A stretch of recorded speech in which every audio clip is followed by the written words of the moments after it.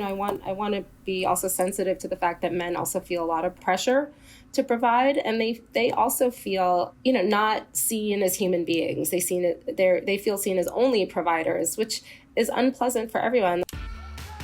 All right, welcome back. You're listening to Hysteria, the podcast for people who think that being, quote, alone with reality TV and your cats sounds like a pretty top-notch Friday evening. What are you doing? You throwing shade at me? I dream of solitude. I dream of being left alone by my goddamn kid who loves me so much that I consider taking out a restraining order on her sometimes.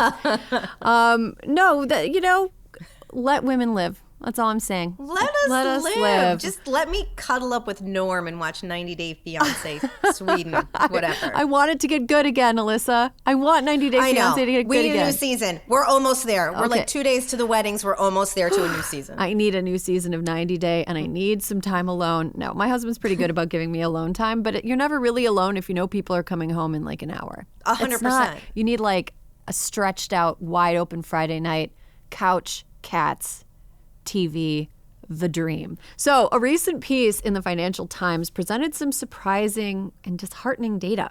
There's actually a yawning gap between young men and women when it comes to political ideology. The alleged progressivism of Gen Z, actually not generation-wide, that's due in large part to young women. Meanwhile, young men are more conservative than even men in older generations. We got a bunch of 23-year-old crotchety grouches in the male population. We got some 23-year-old Archie Bunkers. Exactly. And this isn't something that's just constrained to the U.S. This is happening globally. So I find it super fascinating. We're seeing this happening globally at the same time that birth rates are dropping, that marriage rates are dropping, and we've got all these people saying, like, women, fix it. But is it up to us? Why should we fix it? I am really excited to bring in our guest today. Our guest today is a journalist who primarily writes about gender and women's issues. Hey, that's our wheelhouse too. You can read her work in The New Yorker, The Wall Street Journal, The Atlantic, and more. Anna Louie Sussman, welcome to Hysteria. Thank you for having me. So Anna, what do you think about the recent Financial Times piece and the accompanying data about the ideological divide between young men and women? It's something that has been happening actually for years. I remember I was in Poland in 2019 reporting on a number of things, including abortion rights, the fact that single women couldn't get access to IVF, including women who had already done some cycles before the law changed and then couldn't access their own embryos that were in storage, and also about the Polish government's efforts to raise the birth rates by sending people a monthly bonus, a monthly check if they had children. And around that time, a poll came out showing that, as has been the trend, young men were increasingly voting for very far-right parties or identifying, far-right positions, and young women were increasingly voting for the left and the Green Party. And I remember thinking that, policy efforts to reverse the birth rate decline, we're just going to go nowhere if women and men, straight women and men couldn't get past a first date or, never connected at all. Like that, and I at the time was single and trying to date and also having, a challenging time, not because I live in New York City, which is a mostly progressive, part of the nation, but, just not really finding anyone I connected with. But I remember thinking, well, if someone, has really deeply divergent values, it's going to be tough. I mean, there's a famous Washington political marriage. You probably know who I'm talking about, where I think the guy is a Democrat and the woman's a Republican. But, that's James Carville and Mary. Yeah, James exactly, and Mary. Yeah. Yeah. First of all, that's the reverse. But also, I don't think that is increasingly common because of how polarized the parties themselves have become. And then more recently, I was able to do some reporting in South Korea, where it's really extreme. And I think one of the interesting questions, and I'd be curious to hear your thoughts on it, is, and it's something I hope to do more reporting on, is how this starts. Because young people, like they go to co-ed nursery schools and primary schools typically. So where does this alienation and lack of trust and kind of suspicion of the other gender come from? I mean, I think that's what's really disturbing. Do you think it would be better if there were gender specific schools? Like if dudes didn't realize how smart the girls were by the time they were ready to graduate, they might not feel so threatened. This is something the right has been talking about for a long time, that schools are geared towards girls, that Christina Hoff Sommers has been writing about this for a while. And I do, there is a lot of data that women outperform men academically, and the question is this because of the way schools are set up? But, then even that is like, where does the resentment kick in? Where does the suspicion kick in and the mistrust? Like in Korea, for example, I interviewed a lot, probably 40 or 50 young women, and a lot of them, were suspicious of men and patriarchy because they'd seen domestic abuse in their own homes, or they'd seen how much better their younger brothers were treated. So it was often younger brothers, because if the family had a girl first, they would try again for a boy because it was important to have a boy. And then they would say, well, I'm the older one, but I still have to wait on my brother. I have to bring him food. Obviously older siblings look after younger siblings. That's not unusual. But, they felt clearly that there was even discrimination in their own home. And so, that explains their feminism and their sort of awakening. And, I think a lot of it clicked for some of these women when they saw things that came after Me Too. South Korea had its own, it wasn't on the exact same timeline, and there were very different issues that women were angry about and protesting, in addition to harassment, the sort of workplace harassment and things that define Me Too. But the mistrust and the distrust is on both sides, and it's actually really heartbreaking. I mean, I've started to kind of think of it as just a crisis in heterosexuality. I've been thinking a lot about this. Also, I'm sure you've read the book Kim Ji-young, Born 1982, yeah. Which was a fiction book that was published in South Korea, I want to say 8 or 9 years ago at this point, and it was translated into English. And it's sort of like this story of this average South Korean woman and the way that her life looked and the emptiness that she found in the trajectory that was prescribed to her as a girl. You're born, you take care of the men in your family. You marry into a family, you take care of his whole family, and you work outside the home. And I feel like, South Korea and the U.S., it's not obviously one-to-one. South Korea, I think, has the lowest birth rate in the world at this point. There was a puff piece in the New York Times that several people sent me this week that was like, they've got these postpartum luxury suites where you get to stay for 3 weeks after you have kids. It's like, yeah, your life fucking sucks after that. You leave the postpartum luxury suite and it sucks. Yeah, that's a real cliff to fall off of. I mean, go from the seriously. Yeah, you go home and it's like, okay, now you got to take care of everybody forever. I know there's one of those in New York that costs something like $1,000 a night. But I remember when the New York Times piece came out, I remember thinking, for a country that has some shocking number, I wish I had it in front of me, but they have a really, really paltry number of births per year. It's almost like you could count them on two hands, in a country of 59 million people. And I remember thinking, you should have a party for every woman who and treat her to 3 weeks at the plaza or, the Mandarin Oriental if you're going to, make it so difficult for her to have a life. A lot of women said to me, in this case, we have choices now and we're opting out. There's a whole movement called the Four Nos. They're saying no to dating, no to sex with men, and no to marriage and no to childbirth.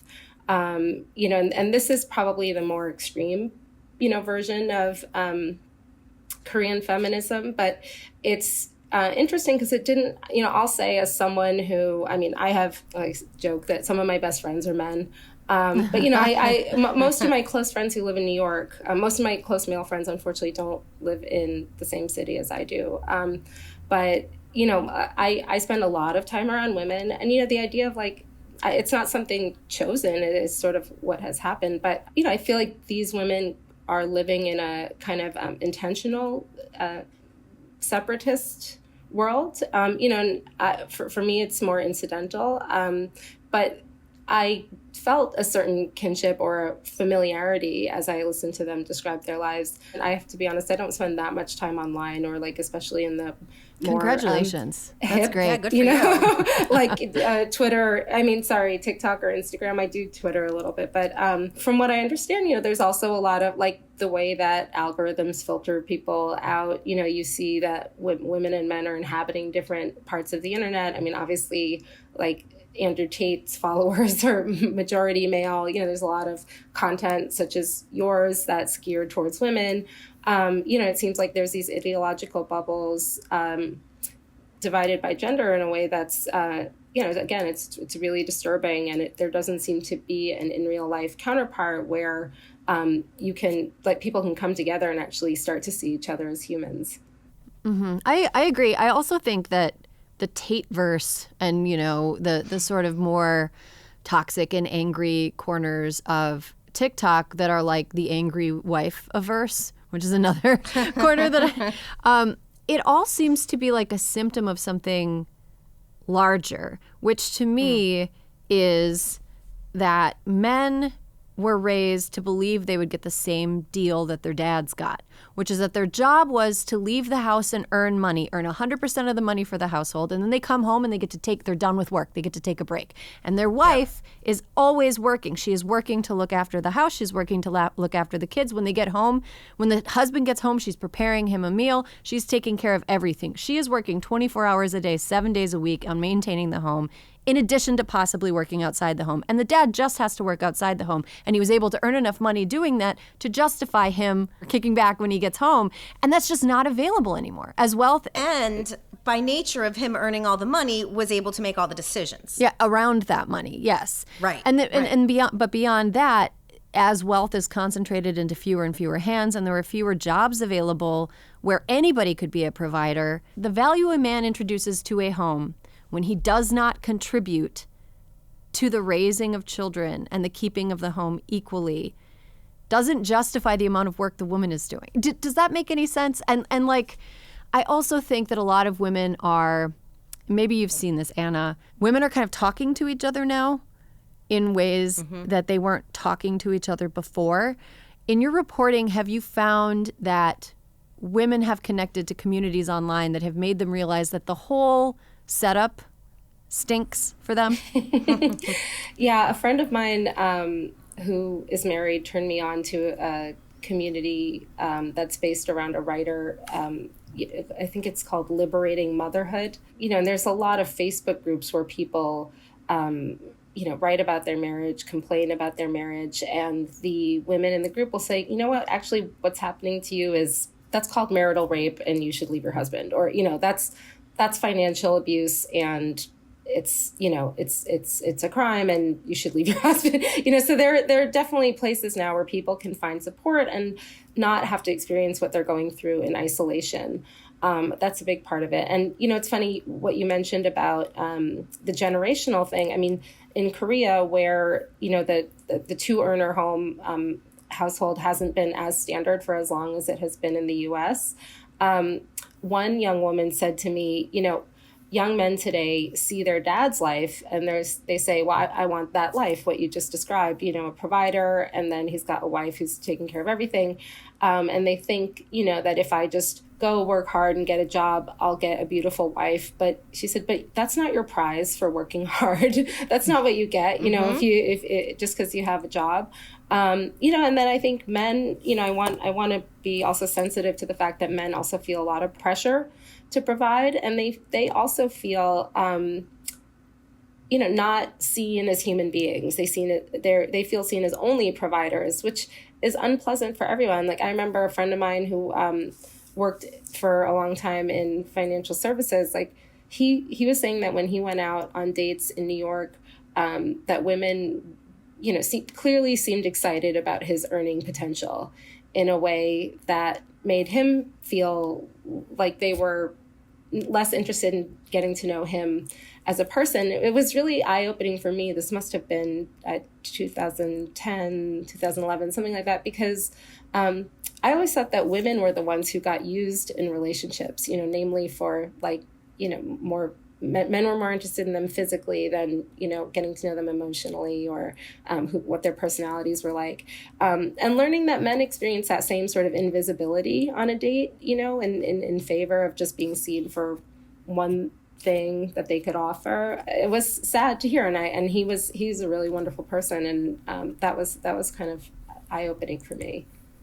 That's really interesting. I feel like there's, okay, in a lot of this coverage we're seeing like, women need to lower their standards. There was this Washington Post piece that came out, Oof. And I'm sure you saw. Yeah, that was like, women do blah, blah, blah, blah. But here's the thing, like, I feel like right now we're in a situation where biologically, like, life is made inside of the woman's body. If you want to have children, if you're a man, you have to get a woman to want to have kids with you.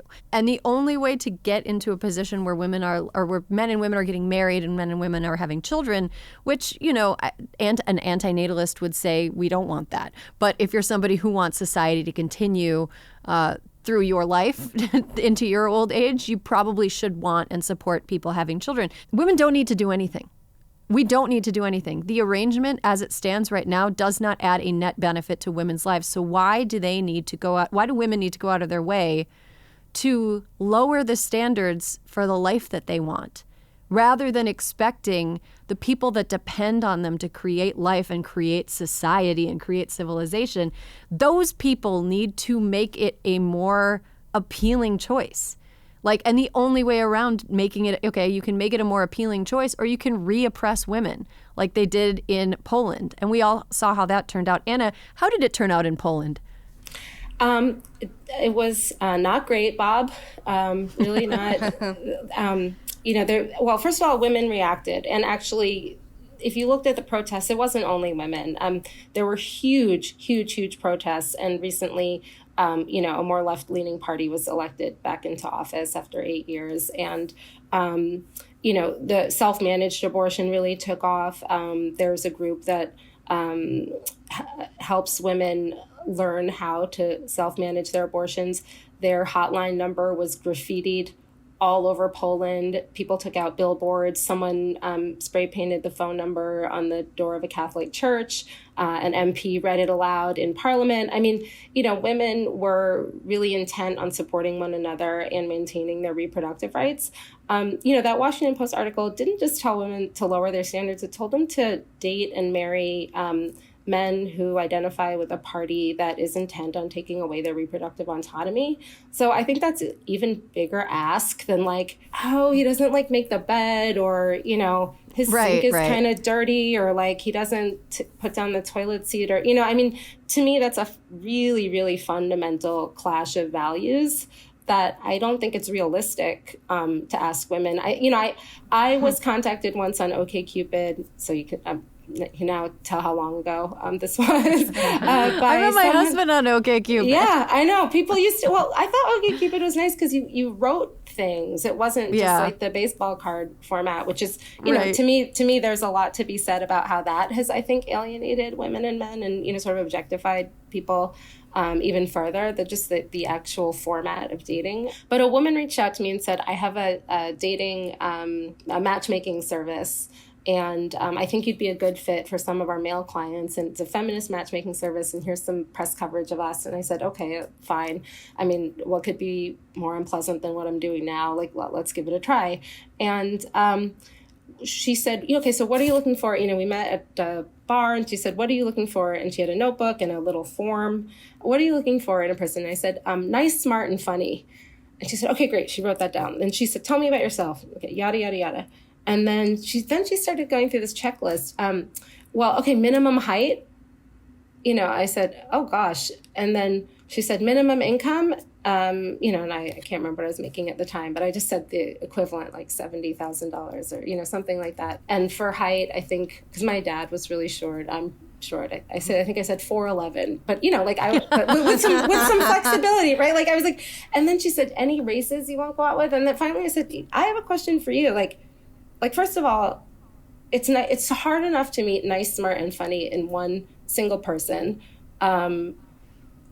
Like the idea that I would rule out like like, oh, no Puerto Ricans, like New York is like half Puerto, like what, like why would you say something? Like why would you rule out a whole, group of people? I mean, I'll say that I don't have like pressure from my parents, from my family to marry, someone of my background. So I understand that that's important for some people or is relevant for their religion or something. But I just thought it was, then I said, do people really ask for, XYZ height? She said, oh yeah, most women ask for 6 feet tall, brown hair, at least like $500,000. I just thought, my gosh.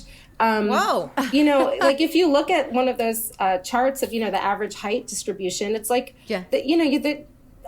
there's just going to be a lot of people who aren't, if you really who care filter about out, that. Yeah. Unless you're in like the Netherlands, that's how tall they are there. Sure, Norway, like, right? Move to Norway, but it's super easy to do that. By the way, they love immigration.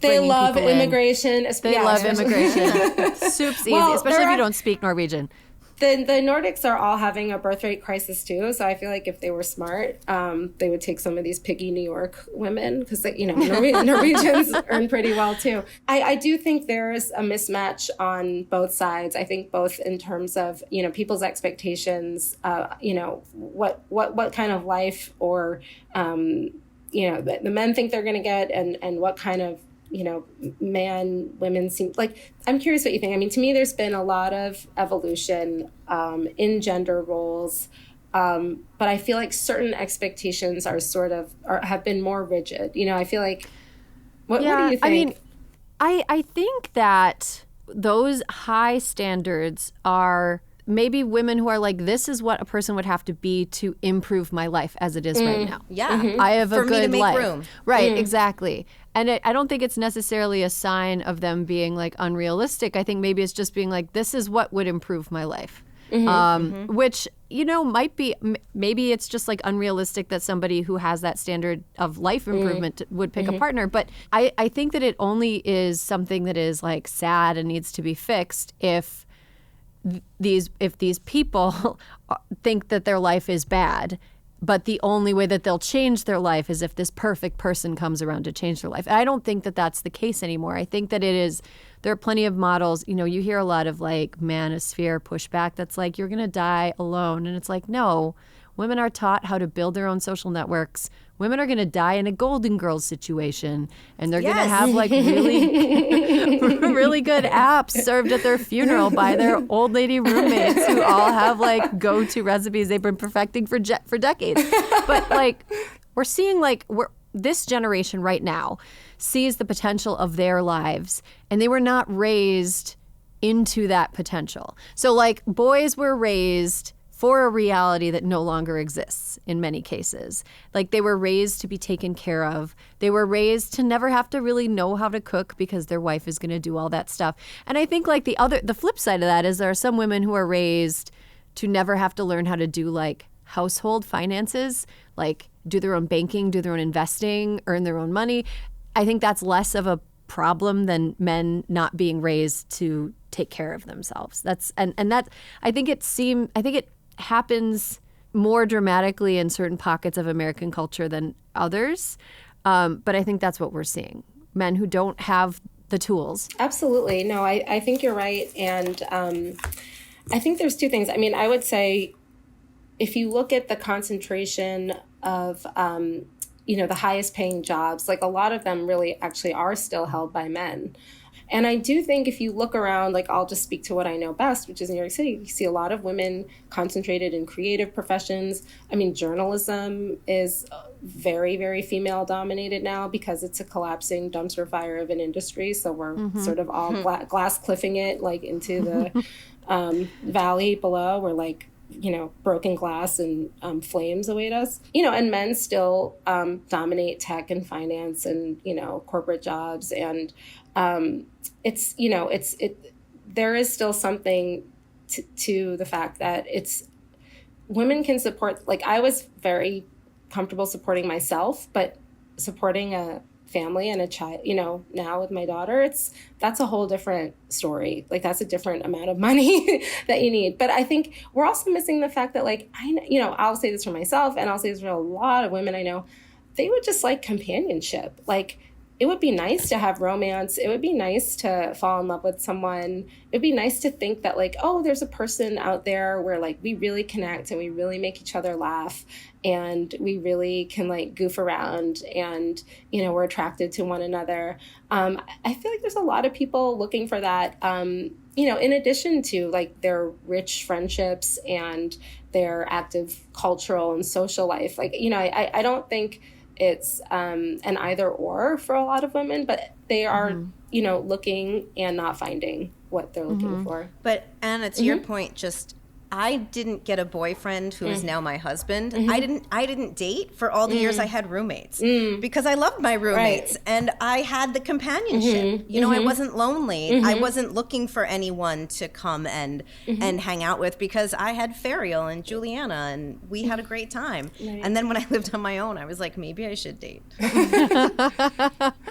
In my case, my parents had a really loving marriage, and I always just thought, and my late father was a humor writer, and I always thought that would be fun to wake up every day and just like laugh all day with someone. I mean, I wouldn't push that out of bed, you know, that sounds like a good deal, but I didn't feel like I really found anyone who. Yeah. I mean, that's hard. It's hard. And I think that now, maybe just more women communicating with each other, we see how bad it can be to be with the wrong partner. That it's almost like, I do want to have a partner, but I want them to be the right partner, and I'm not going to settle on someone who could be the wrong partner because, you know, I've got XYZ friend who married someone that they should not have married. They're fucking miserable. You know, it's seeing a bad marriage, either your parents' bad marriage, friends' bad marriage, whatever, is enough to put people who are, especially if they're like, I don't want to say old or like, you know, you're an old lady or anything, but like somebody who is more established and had time to live on their own has a little bit more of a clear-headed place to look at marriage from or companionship from. And it's like, I don't know, like having the wrong partner is even worse by a lot than not having a partner at all. And Anna, to your point of becoming a solo parent, in my circle of friends in Los Angeles, parent friends, there's like 3 moms that made the same call. They, you know, hit their late 30s. They were like, I really want to have a kid. I hoped I'd have a partner, but it just didn't. That's just not what happened. And so now they're raising kids by themselves and sort of have like formed this little village to help each other. So maybe on the bottom of the glass cliff that we're all about to fall off of, maybe there's like some sort of momtopia where we all live in like tiny houses and share a communal space, because that sounds super fun. So Anna, do you think that ultimately this is about men being threatened by women's economic power or men being unwilling to step into the feminine sphere of the home and family? I think it's a mix of things, and I really think it depends on the man. I think, you know, you do see in some marriages, there's a lot more egalitarianism, and, you know, a lot of men, I think, especially those who are parents, would tell you that they love being parents, and it's fun to hang out with their kids, and that having a meaningful egalitarian relationship and a wife that they're proud of, you know, and being able to support her and her accomplishments is really fulfilling and really satisfying and like a win for everyone. And yeah, then there's a lot of people, I think, who feel serious resentment, who feel like they can't compete in a labor market that increasingly demands a college degree. And so many of those college degrees are going to women now.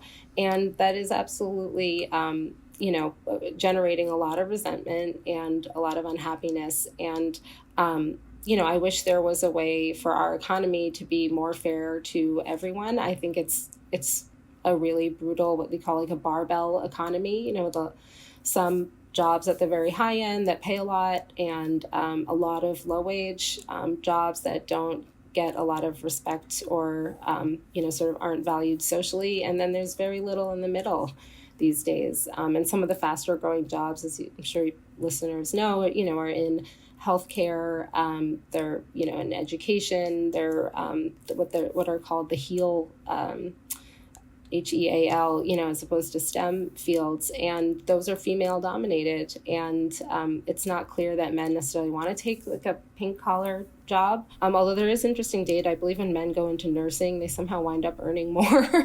than women. But there are some, someone I interviewed for a book that I'm working on is a nurse, and he just loves his profession. He said, I sit with people at their bedside and I know that I've made a difference in their life, and their families tell me that, their relative wouldn't have healed as quickly if it weren't for my care. And I know that I'm doing, what I'm supposed to be doing. And so, I feel like it's not necessarily the kind of job that a man would be socialized to do, but it's also it can be really rewarding for the right person. So I think it really depends on who you're talking to, how they find their path. And I just wish there were more of these paths to jobs that people, that were stable living wage jobs and that people found satisfaction. Yeah, I mean, I think at the end of the day, it just seems like the patriarchy and the rigid gender roles that it prescribes as a result are choking future generations by making it very narrow the way that men can express themselves and express their masculinity, and showing women that it is limiting and a value subtract when they choose a path sometimes of motherhood. So I guess the solution is we got to get rid of the patriarchy. Turns out. Probably. Yeah.